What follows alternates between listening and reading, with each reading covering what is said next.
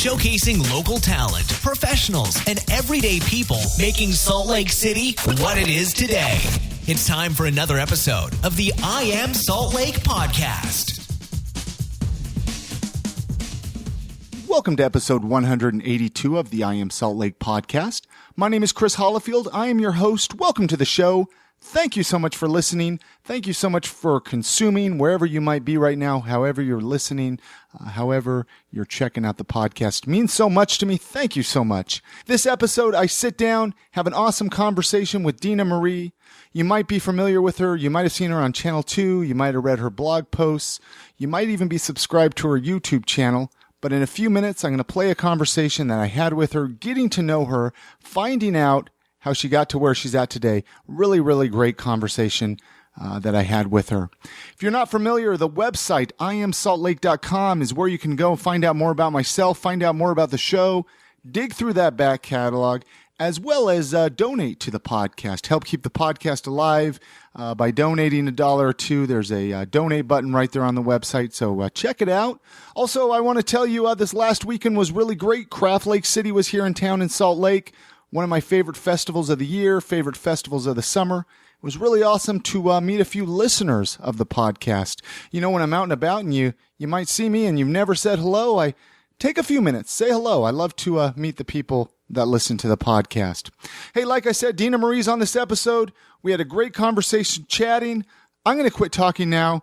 Here's the conversation that I had with her. You guys have a great day.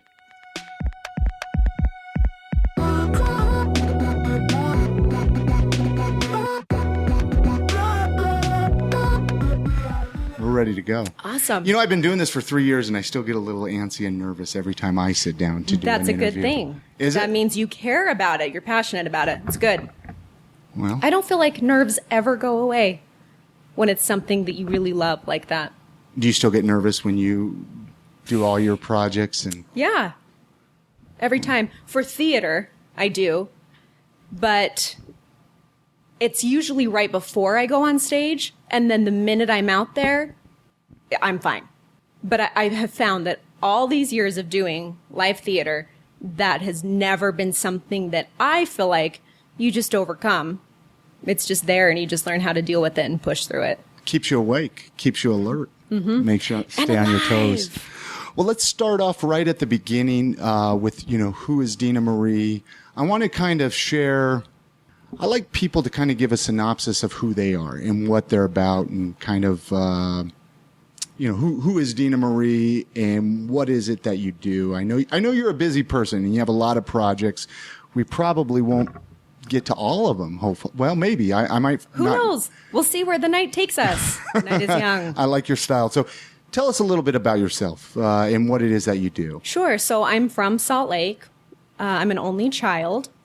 I lived here, went to high school here, and it was really in high school that I was like, I want to be an actress. I fell in love with theater, with the community of it, the acceptance of it, and I knew that I wanted to do that for a living. But I felt like I didn't want to do it here at home. I had to go to New York. Well, right as I was graduating, Westminster College, the drama department over there, kind of recruited me and talked me into giving it a try for a year. I also got into Southern Utah University, and I had a scholarship to go to the theater program there, but I didn't want to go to a small town.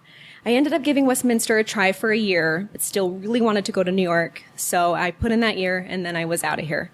And I was like, I'll never move back to Utah. Good riddance. What is it that made you want to go to New York, though? Did you feel like that was the only way you were going to make it as an actor? I think that I always had it in my head that is where you will get the best training. Okay. And at the time, I thought there's only one place I can do this, and it's New York City. And the first time I ever went there, I was like 10 years old.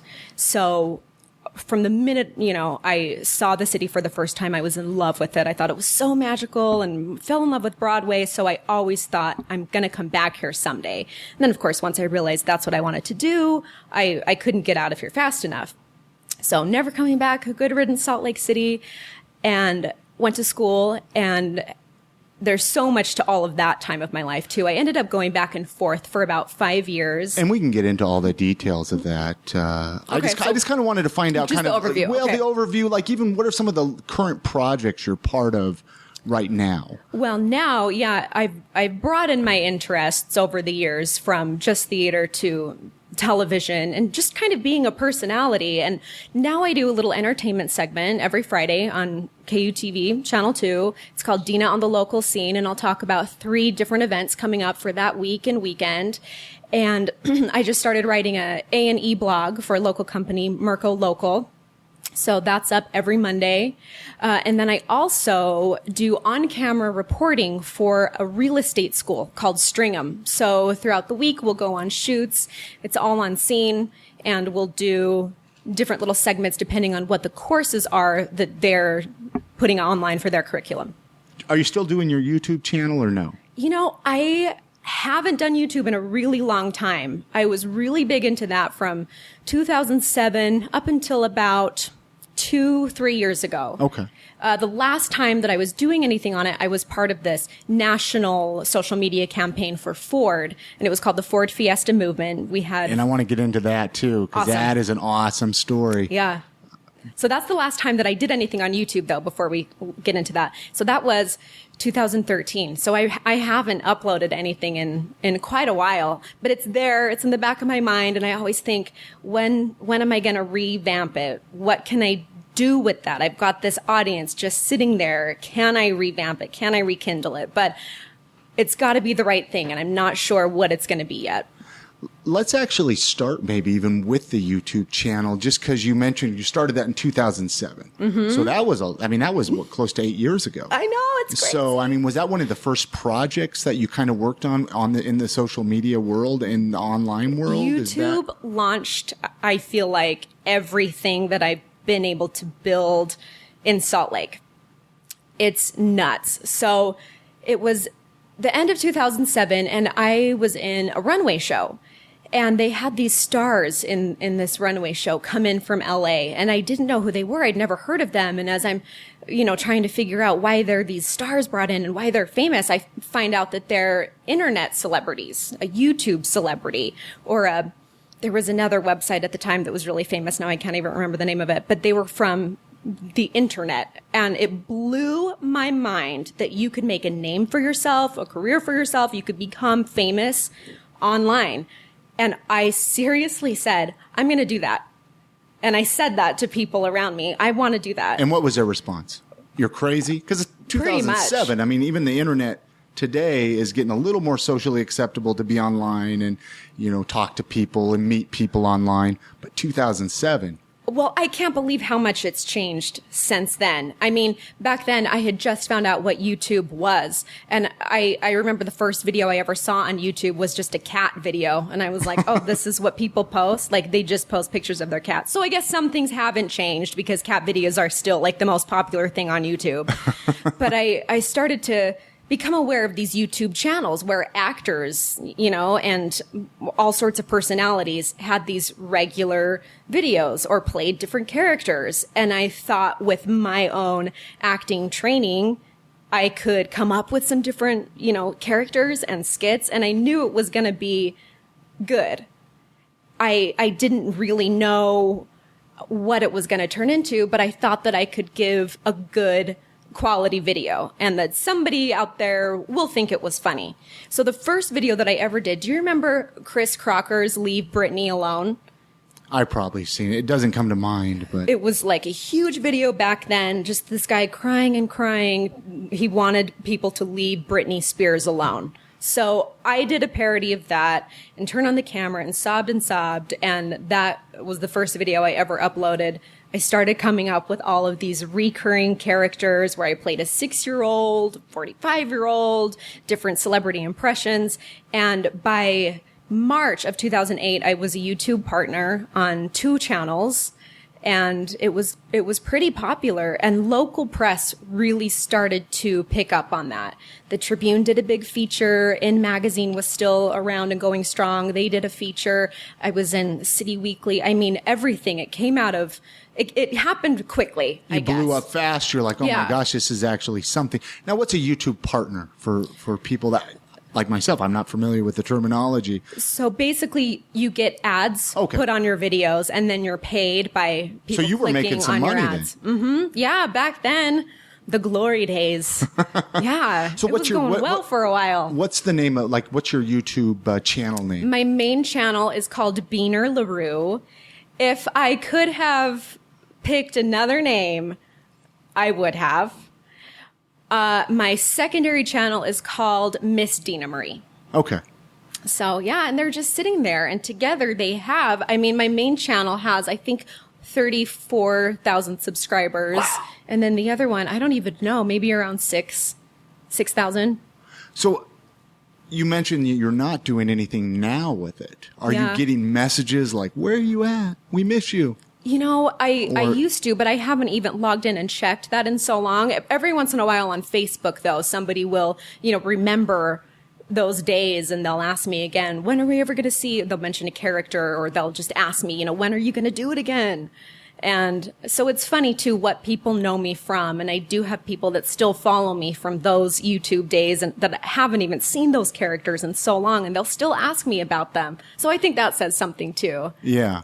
Well, I find that, even with myself, people kind of follow you around social media, whatever you're doing. Okay, you're not doing YouTube, you're doing writing or whatever projects that you're doing. So when you started YouTube, you were still living here in Utah. You didn't even you didn't move to New York City yet. This was all after. I'd come home. Oh, okay. I was just kind of following. Let's actually back up then a little bit to kind of lead into that. We're kind of, I knew it was going to be that way chatting with you because you have so much you're doing and so much to talk about. I have so much to say. Just ask my husband. I just want to talk all the time.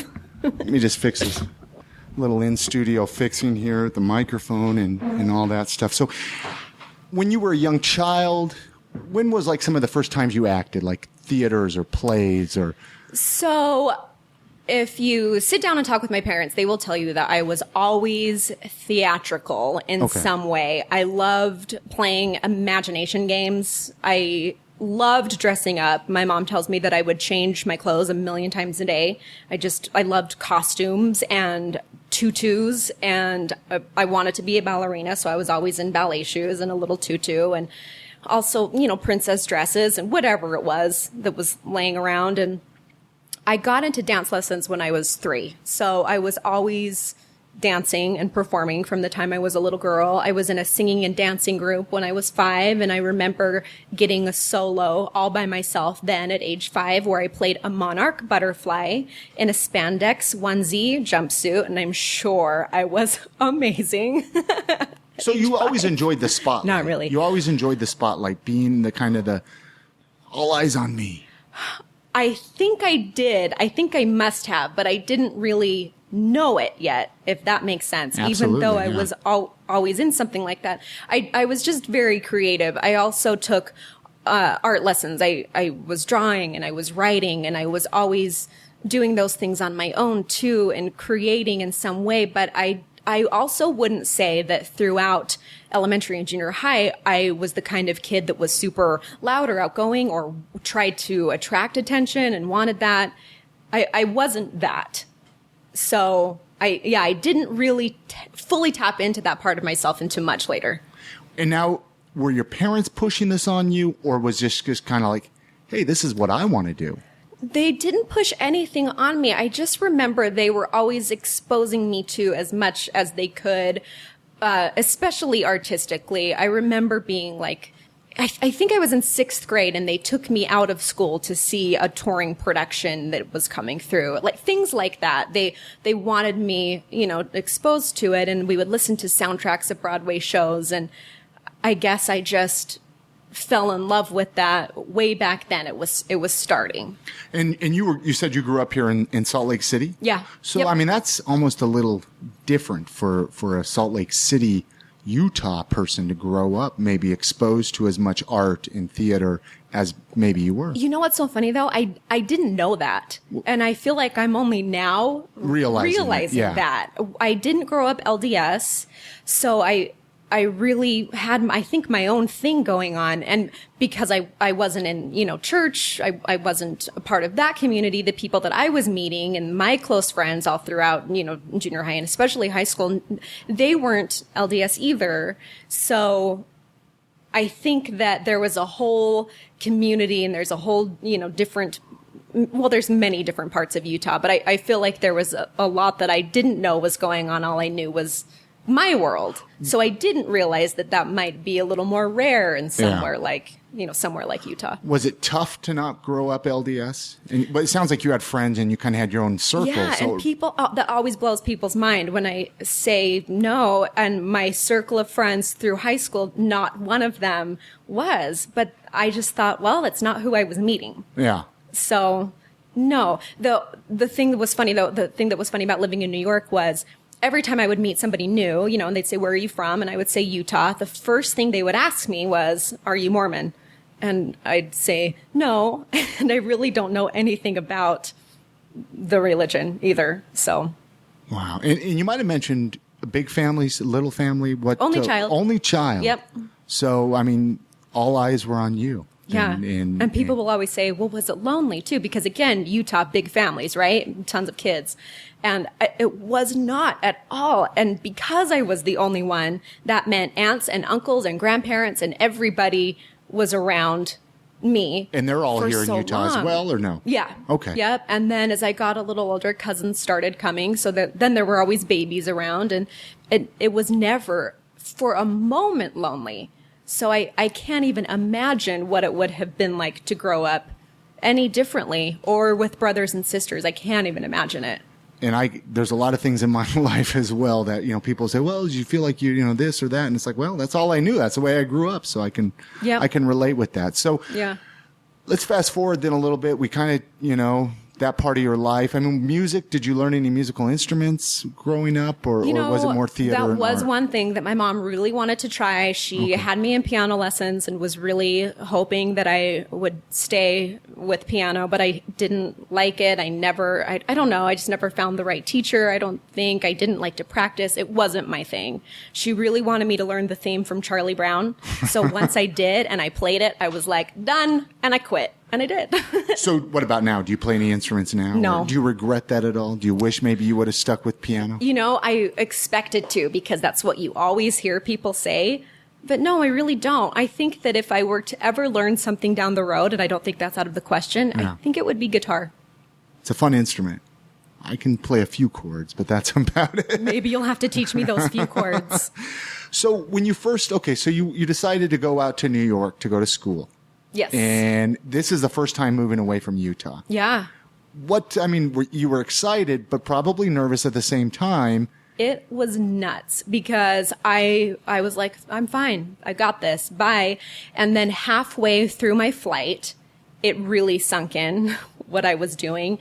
And then I was full of nerves and I was shaky and freaked out. And it was a strange story of where I ended up staying. And I was staying with some family friends, but it wasn't even anyone that we'd ever met in person. So they only knew what I looked like and what I was going to be wearing through, a description. Okay, she's in jeans and a blue tank top, blah, blah, blah. She has brown hair. And so I remember getting off the plane and looking around and not seeing them and nobody was coming to me to get me. And there I am alone in New York and panicking a little bit. And you were still pretty young. Yeah. And I mean, here you are. A young little spring chicken. In New York, you probably visited a few times. Mm-hmm. So yep. It's still probably overwhelming compared to Salt Lake City. Yep. Then, you were used to, how long did you live in New York then for? I was there on and off for about 5 years. And was it just strictly school? Did you work at all in New York or? At the end of school, after school was done, but then not during school. No. Well, you were lucky. I was.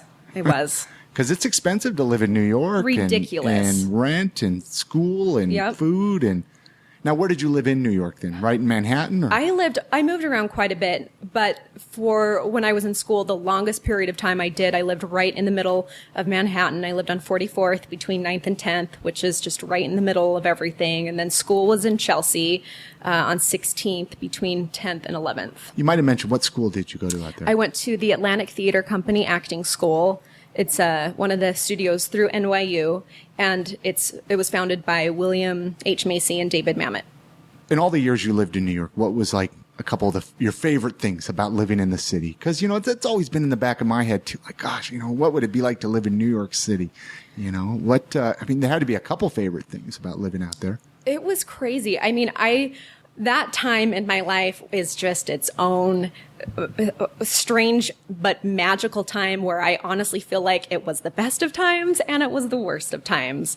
I loved everything about it. I mean, I'd be at a play and there'd be somebody famous next to me, or, you know, somebody famous on stage, or I got to perform for David Mamet for a master class, and we would learn from incredible teachers and famous working actors that would come in to, you know, give these master classes to us that it just wouldn't have happened anywhere else.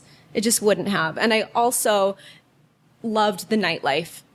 And I mean, it was just its own time where you would go to school all day and then you'd go out and stay up until 4 a.m. and then go to sleep for a couple hours and get back up and do it all again. I mean, it was crazy. Back when you had the energy to do that, probably.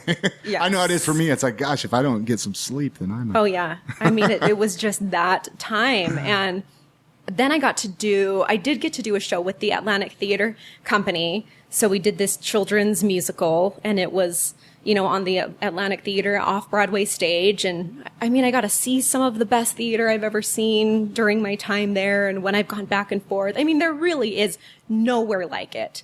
But I do feel very lucky that I had help from my parents when I was in school there and didn't have to work during that first part of my time there, because it's ridiculously expensive. Was it tough for them to let you go? Oh, yeah. When I was getting on the plane to move, that's the first time that I had ever seen my dad cry. And so that's another thing that shook me up too, because right as I'm saying my goodbyes, he starts sobbing. And you're like, wow, I've never seen Dad cry. Yeah. So you just had to turn around, get on the plane and go. Mm-hmm. Yeah. We'll talk about it now. And my dad, you know, will say that he was always nervous while I was there. But my mom always, she was calm. She just knew it would be okay. And they both felt good about it. And they've always been so supportive. And I later thought about that too. And I said, you know, when I told you guys, hey, I want to be an actor, I want to go to acting school, that's my path, that's what I'm going to do with my life, did that freak you out? Did you wish that I would have done something a little more, you know, quote unquote practical? And no. We never had a conversation like that. They never told me to have a backup plan or to go in another direction. So they just were constantly supporting you. Was there a lot of like visiting back and forth? No. From family? No, not much. There really wasn't. My dad was never able to come out, and my mom came out, I think just once when I was getting ready to graduate and I was in the big final play, and she came out to see it. So, I mean, other than me coming home, I would come home for holidays. So, yeah, I guess I was flying back and forth quite a bit. So during this time in New York, were you missing Utah at all? I remember feeling like I missed my friends and family more than I thought I would, because I thought I was so ready to get out of town. Yeah. So... Well, it's like every kid here. Oh, I can't wait to get out of Utah. I can't wait to leave Salt Lake. You know, which I think everybody should experience it. I do too. But it's not a bad place to live here, you know? No. And I think everybody should experience it too, whether it's New York or wherever you want to go, just to spend some time away. You have to do that to have perspective.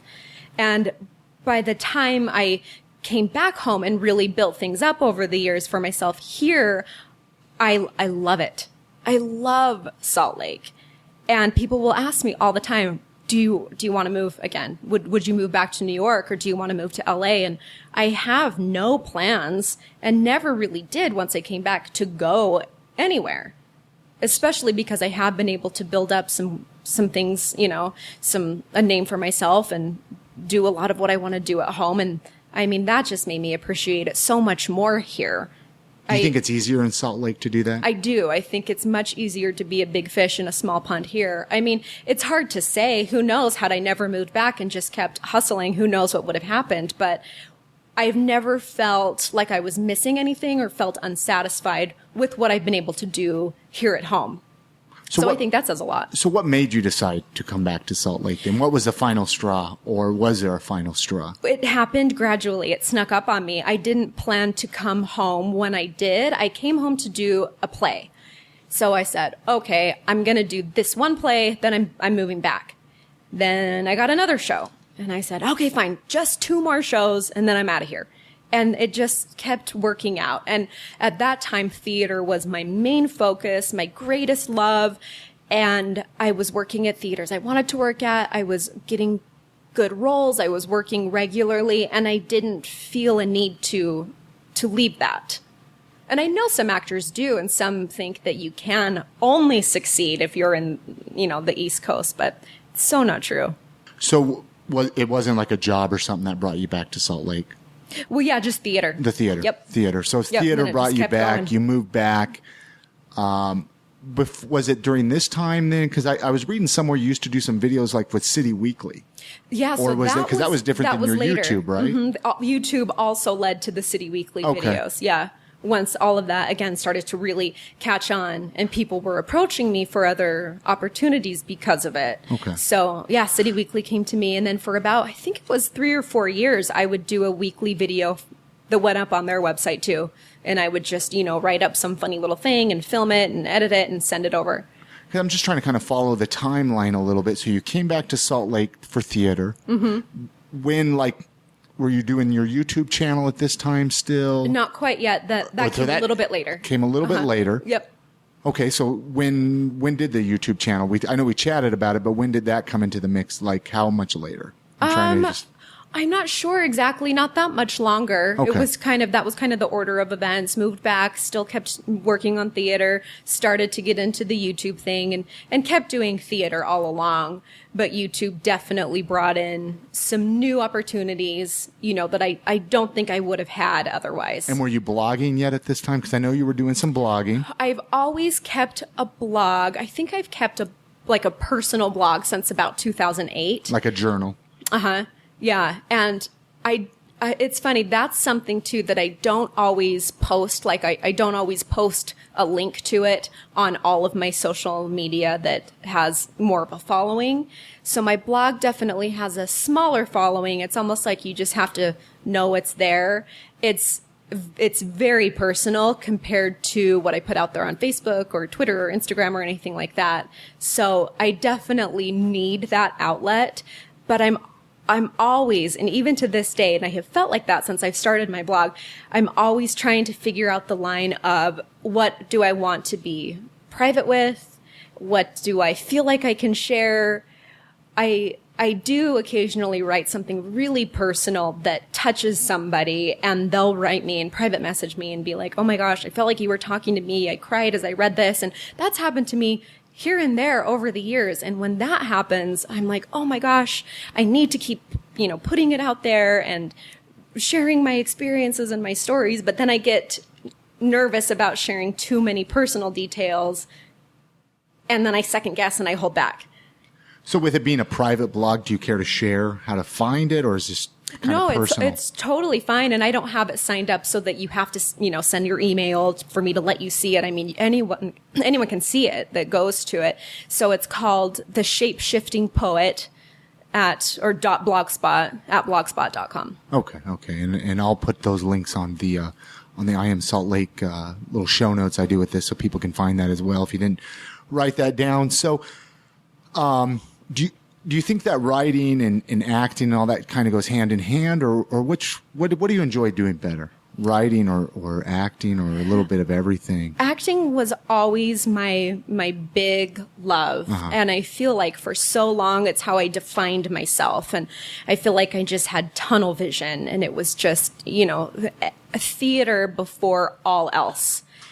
And over time, I've lightened up a little bit about that, because I also have learned that you can't have such tunnel vision, because you have to have life happen. You have to let life in so you can bring more to your roles and go through more and have more life experience. And I came to really find out that I had other passions that I really did love besides just theater. And I think that was a hard thing for me to realize too, because I was so defined by just acting, just theater.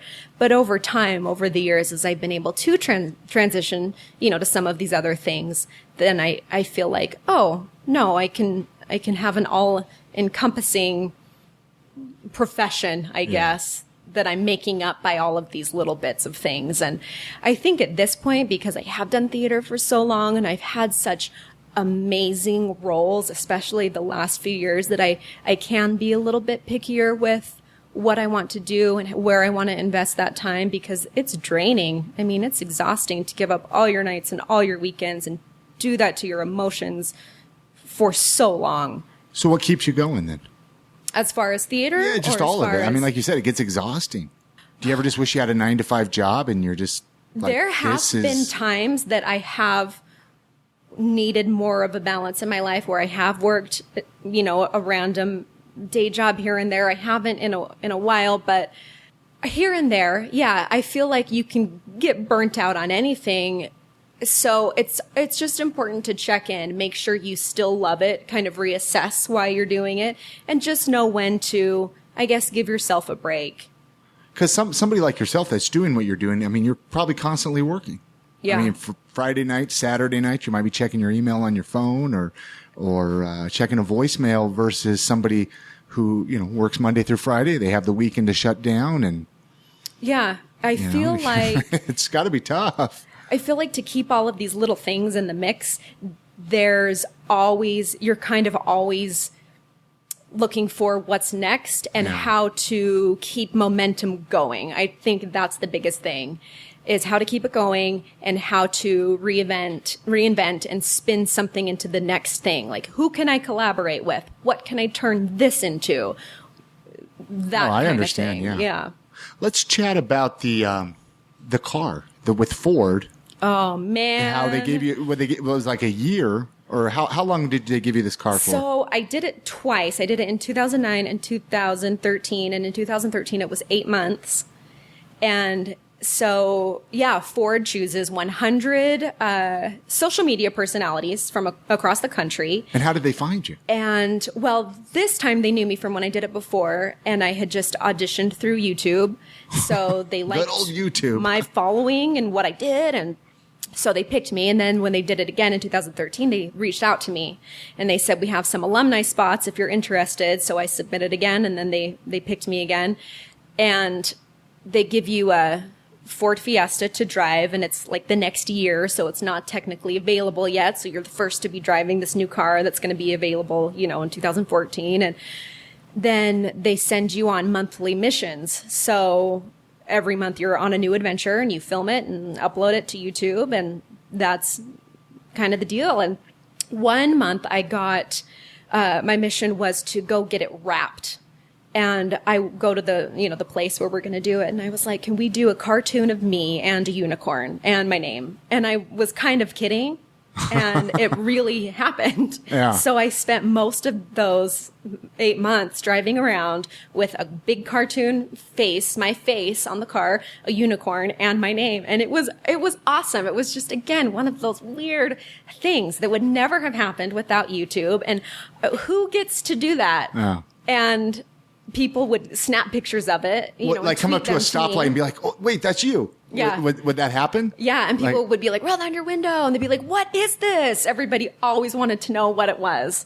So it was awesome. And I would come out of somewhere, and my car's parked and there's people around it and taking pictures of it. And it was crazy. It was so fun. But there were a couple times when my husband drove it, and I wasn't with him, and he was, I think he was a little bit embarrassed and wanted to be in a disguise because he's in this crazy cartoon Deena Marie mobile. Is there pictures of it out there somewhere? Oh, yeah. Can I get some pictures or a website so I can kind of put it in with this episode so people listening can see it? Because I've never seen it. Yes, I'd love to see some pictures of it. Oh my gosh, you're gonna love it. So you only had to do one project a month with it. Yeah. And the rest of the time you can kind of do whatever. Yeah, but there were a couple of mega missions that they would choose, from their 100 agents to go on, and they ended up sending me on 2 that were awesome. So in addition to those monthly missions, I got to go to LA and interview the final 6 American Idol contestants. And then they also sent me to this kickoff for Lollapalooza in Chicago, and I got to go to the Entertainment Weekly Lounge and interview a band. And what band? They were called Pacific Air. Never and they were heard. opening for St. Lucia. Okay. And it was great. It was such a magical time. And I want to do it again. I don't know the plans. I don't know if it will ever happen again, but man. Did you feel like, at that time, you must have felt like you were living the dream. You're like, how is this happening to me? It was so weird. It was weird and cool. And there are still times where I feel really lucky, and I feel like it's important to appreciate those cool, weird little adventures that pop up, because that's not the norm. And who gets to do that? Who drives a unicorn car? And what a cool story to be able to tell right now or in 10 years, or, you know. And it probably gave you a ton of content to write about, to blog, do all that. And when I had that car too, there was more press coverage that kind of came, and the Tribune came back and did another feature on me, and it was all about, the photos are all me with that car, and yeah, it's immortalized. And I think I read somewhere you took flight lessons or to fly an airplane. Was this just like a little private airplane? Yeah, and that was part of the Fiesta movement too. That was one of the options to do for, I think it was our first mission. So how it would work, that you would know when the site was going to go live, that you could log into and choose your mission. And you had a heads up on what they were going to be a couple days in advance. And I saw that there was going to be flying lessons. And I was like, I got to be the first one to log in and get this, because that's on my bucket list. And it just worked out. And I had so many of the other people and guys in the movement tweeting me after saying, you got the one I wanted. So I was able to do a day of flying lessons, and then they hooked me up with a day of aerobatics after. So that's like barrel rolls, and we'd fly up, and he'd cut the engine, and we'd start falling towards the earth, and then he'd go right side up. And it was the coolest thing I've ever done. Have you flown an airplane since? No, and I want to. What about jumping out of an airplane? Have you done that? I want to do that. I just went to Hawaii with my husband in May, and we were looking into it, and we just had too many things going on. But I thought, what a beautiful place to do it, though, in Hawaii. Wouldn't that have been fun? I think if I was to do it, I would want to do it in Hawaii, but I don't think I could do it. I just, I'm not, maybe. If somebody paid for me to do it. See, I always want to do those things. I don't know. And people try to scare you. But then I just heard a scary story about a skydiver falling out of a plane, and I think he fell 50 feet and broke a bunch of bones, and he's going to be okay. But then I hear that, and I go, His parachute did open or something? I don't think it did. So oh, wow. Well, you can't think too much about it. Yeah, you really can't. I mean, I guess anything can happen. You could drive down the road and get hit by somebody. Can't live like that. And any other fun stories with the car that you want to talk about? Or? Those were my favorites, the flight lessons, and then flying out to American Idol and Chicago. Those were definitely my favorites. Did it all? Did they pay for your gas too? Yes. So you didn't even have to worry about that. I know. So were you able to take extra road trips on your own? Like, I want to go to Texas this weekend. We totally did. Yeah. Yeah. And you didn't care because the miles were just on somebody else's car? No. Did they take care of the oil changes and stuff too? Everything. Yeah. They would set you up with your appointment, and they would tell you when they wanted you to go and take care of all of that. And so we were like, well, we have this free car. We're going to Vegas. We're going to California. And we took advantage of it. It was amazing. And they love that too, because you're out adventuring and you're taking photos and you're uploading videos of all of that as well. So it's a win-win, for everybody. But it's really hard to go 8 months without having to pay for gas.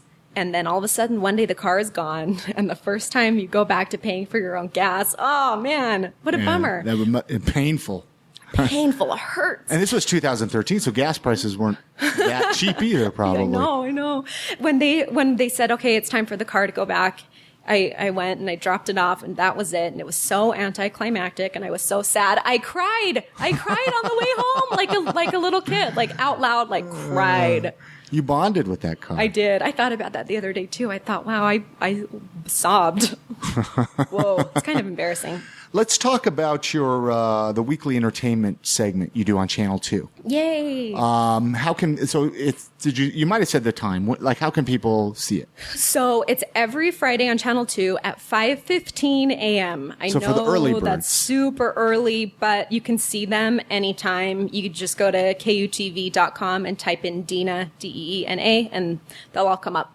And how long have you been doing this for?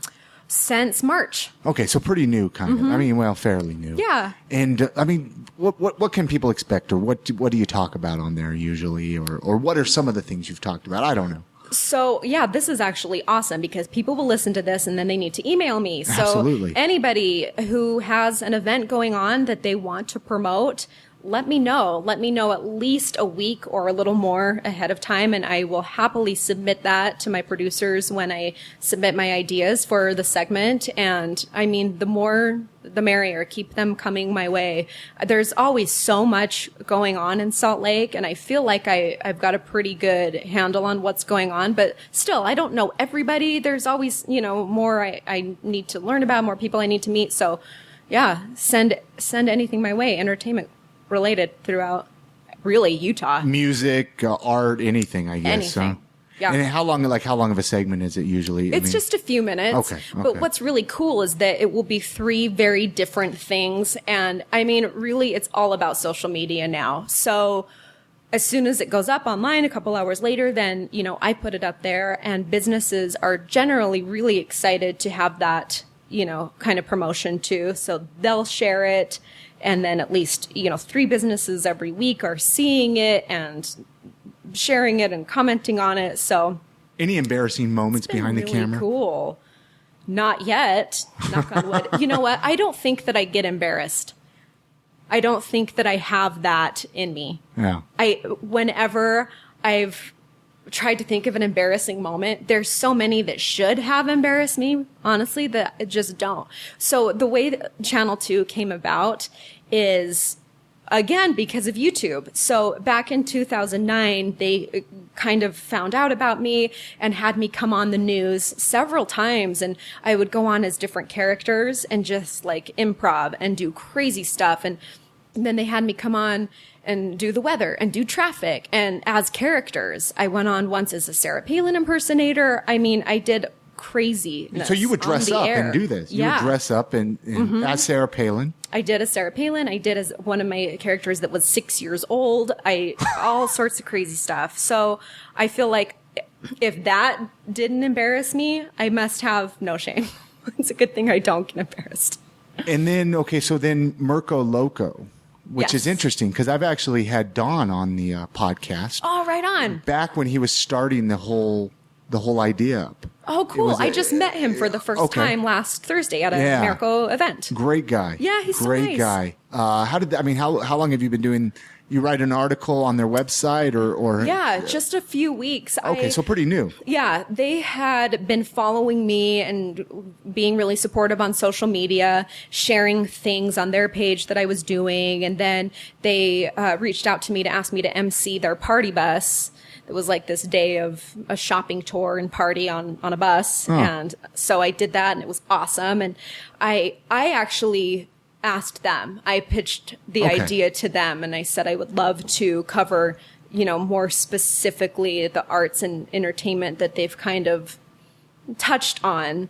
But I said, I know this world super well. Let me try it out. So that's kind of how that's been. And so, like a couple of weeks. I mean, what are some?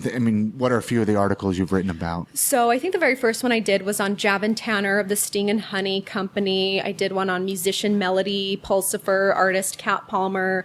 I mean, just anybody, movers and shakers around town, or events that are coming up as well. And I'll have to get the link for that so I can put that on the show notes for this podcast too, so people can find it. And I should say the names of these things too. Like Channel 2 is called Deena on the Local Scene. Okay. And then this blog is called The Salt Life with Deena Marie. And again, here's another excuse for all of you people listening. Send me what you got going on. Now, you mentioned back to the Channel 2, you mentioned people can see these videos if they go to like the Channel 2 website? Yeah, just KUTV.com, and then in the search bar, if they just type in my first name, they'll all come up. First name, and then the Mirko Loco, probably find that on their website too as well. Yeah, that's easy to get to. If you go to their website, go to blogs, A&E, The Salt Life will pop right up too. Awesome. Out of all these projects that you've done, do you have like an accomplishment or something that you're most proud of? I'm still the most proud of going to school in New York City and the training that I did there with the Atlantic Theater Company. And I took courses through Juilliard and through Cap 21. I went back for a few months 2 years ago, and I did Shakespeare courses through the Barrow Group and the Classical Theater, Red Bull Theater. And I'm proud of putting that kind of work and that kind of training, and then even going back keep brushing up and learning. I think that's so important. As far as locally, I'm really proud of the 2 recent roles. One was Hedda Gabler with Sting and Honey, and one was Blanche in A Streetcar Named Desire with a new theater company called Radical Hospitality. Those I hold really near and dear. But, as far as what else I want to branch out to, I'm loving my Channel 2 segment. I've really fallen in love with local TV over the last little while, and I've been trying to pursue that a little more. And I've done a little bit on various stations until I kind of found this. I hope still in the future to find something in local TV that's a little more regular, a little more permanent, but we'll see. We'll see how it goes. And you don't know who's listening out there, Exactly. Maybe they'll Wink, wink. they'll look you up, right? Hint, hint. So, you've spent a lot of time in Salt Lake City, and you've lived here on and off, obviously. What are some of your favorite things about living in Salt Lake?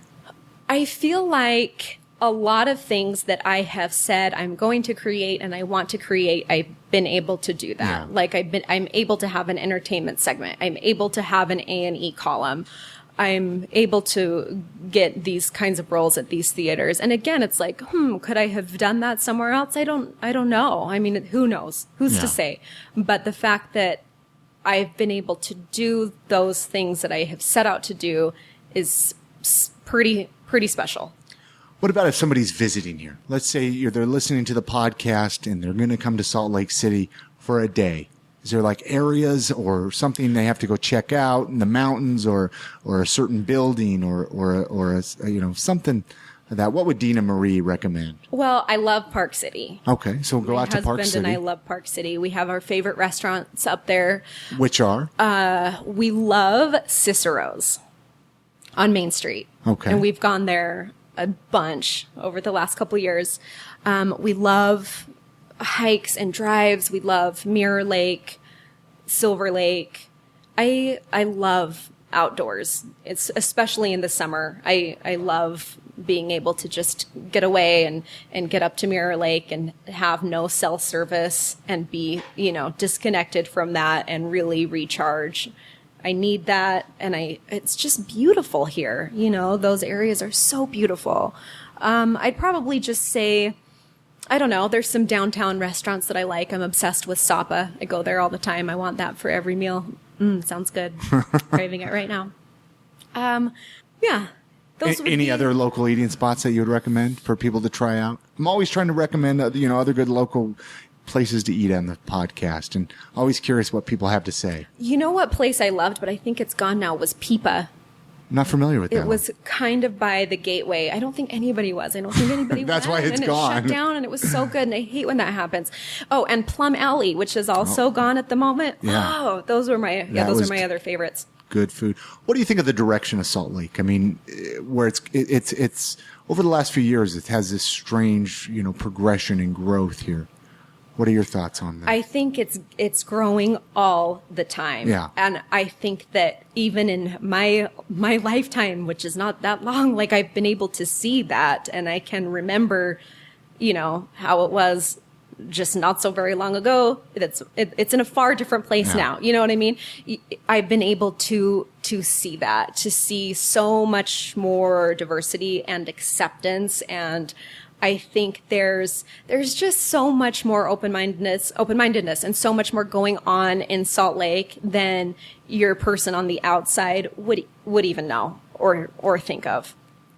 Absolutely. But I don't know. I think we're getting on the map. I see us mentioned on, blogs and in articles as being, a good spot either to visit or having a large LGBT community, we're getting out there. Oh, absolutely. And that's awesome. I was just curious, somebody like yourself who's involved so much with the media and, the news or writing, just what your thoughts are on things. Sometimes it gets tough because there's certain things I wish would change or, sure, there's certain things that's like, gosh, why can't we have this or why can't we, Yeah. But, it's a great city. Yeah. I mean, we have, things wrong with it and things not wrong with it, just like any other city. But, right. Right. What's your all-time favorite movie? My all-time favorite movie? Okay, I think that it is Moulin Rouge. I saw that like 13 times in the theater. What's the last movie you watched? Oh my gosh, what did we just watch? We watched a few recently. We watched Nightcrawler with Jake Gyllenhaal. No, I haven't seen that one yet. Oh, no. You know what the last movie was that we watched? Frozen. On a Friday night, we had ice cream and we watched Frozen. We tore it up. What about the last TV show that you watched? Let's see. Probably Orange is the New Black, the last season. Did you watch the whole thing in one day? No. One weekend? We try not to do that. We try to savor it and just do like a little Space bit it out. here and there. Yeah. One show here and there? Yeah. I still haven't watched hard. it, believe it's it or not. hard to do that. You haven't seen any of it? Well, I've watched a little bit, but I keep wanting to. I just get so busy. I don't have time. Oh, you make time. I got to make time to sit and watch it. Mm-hmm. Let's say you found out that you had 1 month to live. What would you do with the last month? Your last, you knew you only had 1 month. I think about these questions. Okay. And I will ask my husband this, and I'll like make him play these games with me, and I'll ask him all these crazy things, and he'll be like, "Don't, that's terrible." But I'll really think about it. So I used to think that if I had this short amount of time to live, I'd like go nuts, right? I'd shave my head and I'd get tattoos everywhere and I'd be jumping out of planes.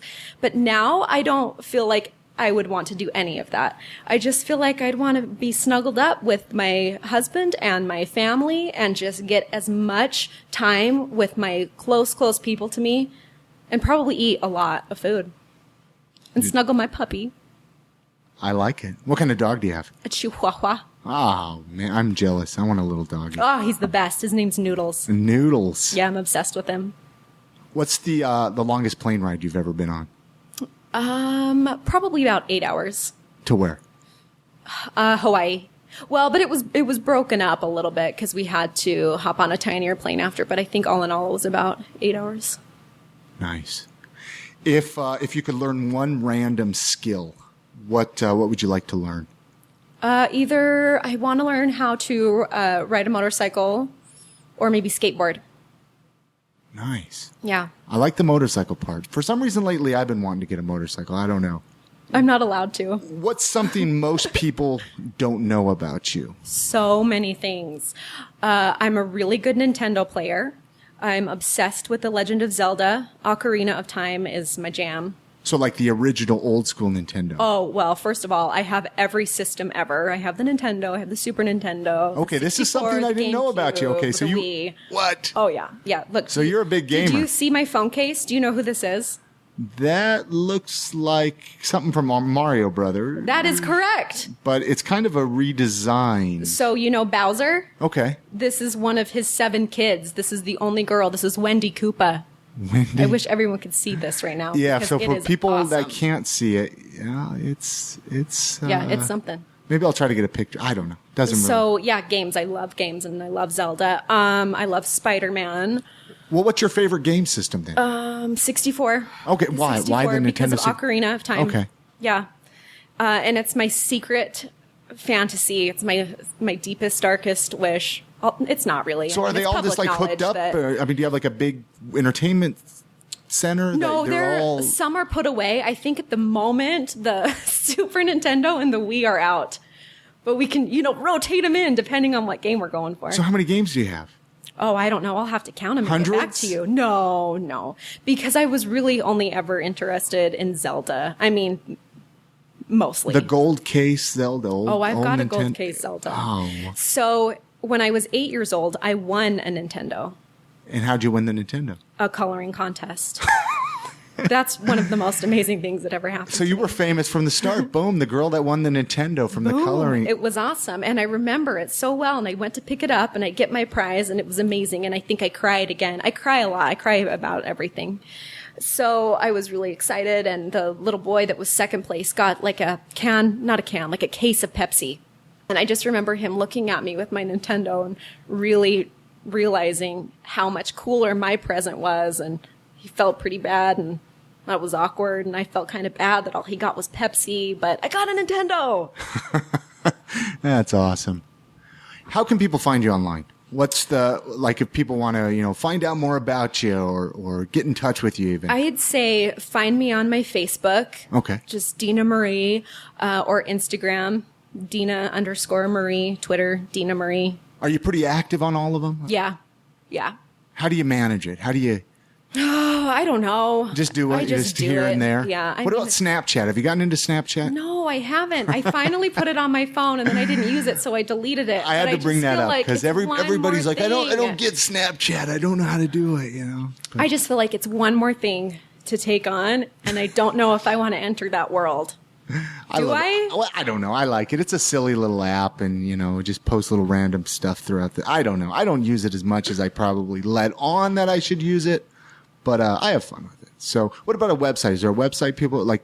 Do you have just like DeenaMarie.com or anything? I used to, and I don't have it anymore. I have kind of a little makeshift one right now where I do have like a lot of footage and a full resume and a bio and everything. Let me see if I can pull it up really quick. I need to like get my actual domain going again, but this is just DeenaMarie1.wix.com. And then that's got it all too, but excellent. You can find me all over. What do you want written on your tombstone? Oh, that's so good.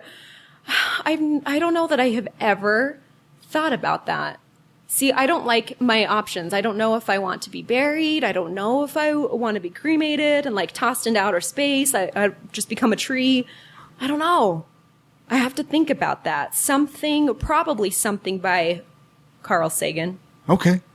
Probably a Carl quote. I like that. Yeah. Well, we'll end it there. Anything else you want to talk about before we do end it? Or, that's a pretty good place to end it. No, that's it. Yeah. We covered it all. We tried to, at least. Well, I appreciate you sitting down and chatting. I've had fun. Yes, me too. Thank you so much for sitting down. Thank you. All right. Many thanks goes out to Deena Marie for coming on this episode of the podcast. Feel free to drop her a message. Connect with her on Facebook, Twitter. Let her know that you heard her on the I Am Salt Lake podcast. Let her know what you think of what you thought of the episode. I'm going to put all the show notes at iamsaltlake.com/182. Also, if you're not connected to myself, connect with me on Twitter, Facebook, any social media outlets you're on. I'm pretty much on all of them. Feel free to send me a tweet at I Am Salt Lake. Let me know what you thought of the show. Also, you're going to want to keep tabs. I got some big updates, some big news happening for the podcast here in the next few weeks. I just can't talk about them quite yet. So you're going to want to make sure that you're connected to me somehow, as I am about to announce some really cool stuff here in the near future. Hopefully you guys are enjoying the summer. You're getting out. You're enjoying some sunshine. Thank you so much for listening to this episode of the podcast. Make sure you're subscribed. However you listen to podcasts, I got a brand new show each and every week. That's going to do it for this episode. Thank you so much, everybody. You guys have a great evening.